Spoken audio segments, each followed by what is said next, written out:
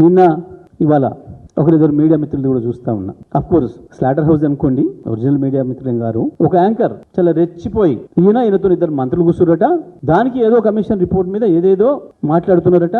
ఈయన పరకాయ ప్రవేశం చేసి దాంట్లో చాలా మాట్లాడుతున్నాడు. ఎవరు చెప్పిండి నాకు? లోపల మాట్లాడుతున్నది కేవలం ఢిల్లీ పోతున్నా, నీ వాటా ఎంత ఇస్తావు కమిషన్లు, మీరు ఇంత దొబ్బినరు, ఇంత వాటా ఇవ్వాలి, నేను ఒక్కనే ఎట్లా ఇవ్వాలి అని చెప్పి మాట్లాడుకున్న వీళ్ళు ముగ్గురు నిన్నగా. ఎవరు చెప్పిండి యాంకర్కి? మాట్లాడేటప్పుడు జాగ్రత్త మాట్లాడాలి. నువ్వు వానికి డబ్బా కొట్టుకో, మాకు అభ్యంతరం లేదు, కానీ మా గురించి మాట్లాడేటప్పుడు సోయితో నుండి మాట్లాడాలి. ఎవరి గురించి మాట్లాడుతున్నారు? ఒక మాజీ ముఖ్యమంత్రి గురించి, ఈ రాష్ట్రాన్ని తెచ్చిన ముఖ్యమంత్రి గురించి, మంత్రివర్గం గురించి మాట్లాడేటప్పుడు నీ ఇష్టం వచ్చినట్టుగా 100% నిన్న ముగ్గురు కోసం ముచ్చట పెట్టుకుంది. ఏం చేయాలి? నెలకు 2,500 కోట్లు అంటే నేను చేస్తున్నా ఒక్కరిని, మీరు తింటలేరా, మరి మీ మాటల సంగతి ఏంది, తిండి అని చెప్పి మాట్లాడుకొని తీసుకొని పోయిండు. జరిగింది అది.